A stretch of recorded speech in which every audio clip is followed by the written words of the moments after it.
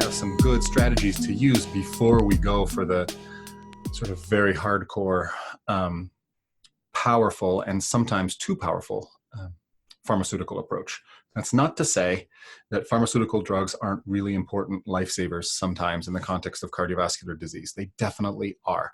So what I'd like to talk about, especially as we move through talking about the materia medica, the types of plants that we can use for cardiovascular health, I would love to talk about their safety or lack thereof, especially in the context of someone who might be taking conventional medications like blood thinners or drugs for blood pressure or any of the other remedies that might be used for cardiovascular health.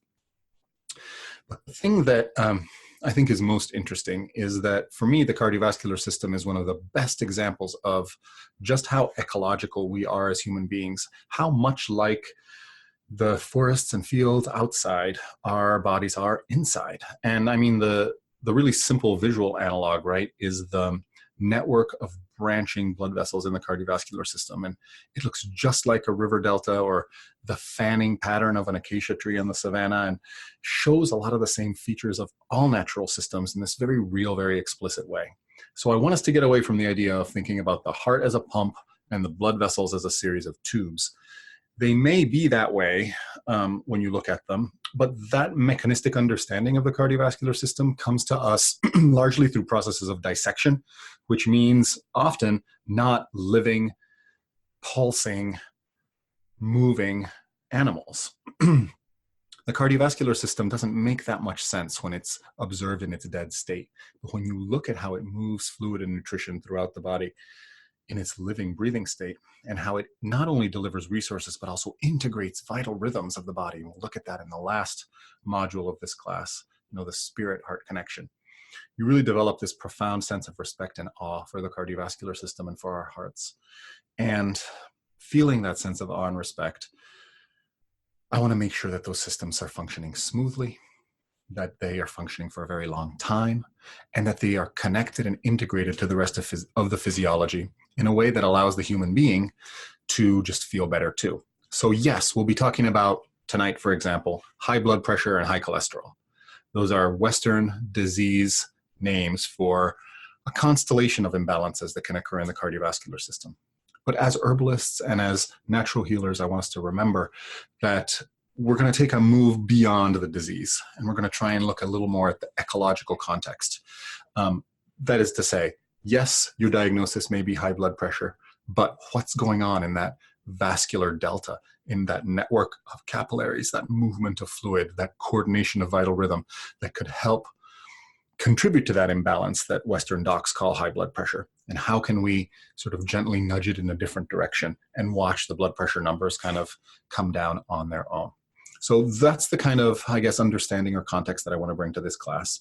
Let me get into a couple of technical details first, and then we'll start right away talking about the course material for this first module, which is going to cover high blood pressure and high blood cholesterol and blood lipids like triglycerides. Collectively, we talk about hypertension for high blood pressure and hyperlipidemia for the cholesterol and fats.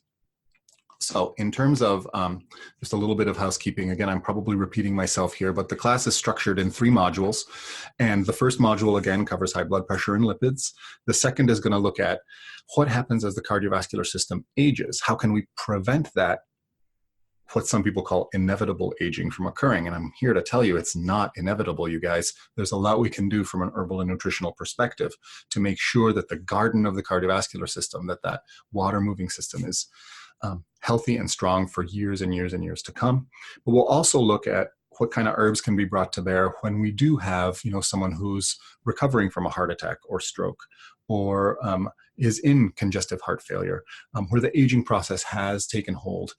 What can we do about it to help improve quality of life for these individuals? Short answer, there's a lot we can do. And then finally, I want to end in the third module talking about the connection between mood and heart, and back between like the flow of blood and our spirit and our day-to-day feelings of well-being and connection. One of the things I found a lot with the heart and the cardiovascular system is it really is a fantastic integrator. It's a connector. It wants to be connected, not just with the internal ecology, but with the world around us too. So a lot of times when we feel love or connection or inspiration or enjoyment and excitement, and also sadness and grief, it's the heart that's doing a lot of that processing, quite literally, and sending feedback information up to the brain. And that's why we perceive it here. And that's why paying attention to the heart-spirit connection is so important.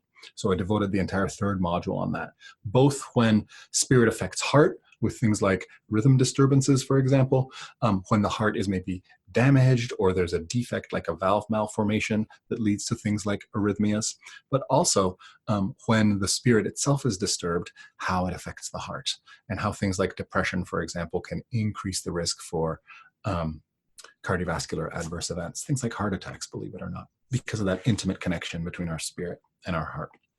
So those three modules are further divided into 2 classes. So we have a total of 6 classes over the course of the 6 weeks that I'll be with you on.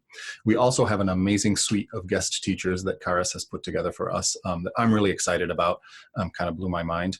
But, starting with Chris Hobbs this Thursday, and those sessions will be on Thursday evenings.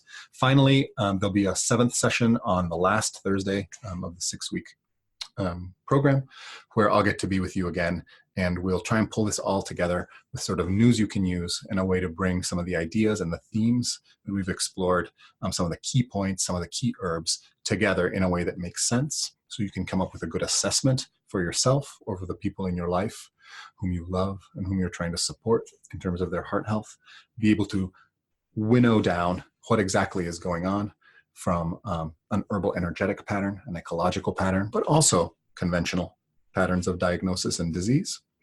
Put that together with any medications that the person might be taking, what are those medications doing, and come up with a safe and effective protocol to help support their health. So the modules are divided into 2 classes. So tonight we'll be talking about the pathophysiology of high blood pressure and high blood lipids. What is it? What's going on? What's happening?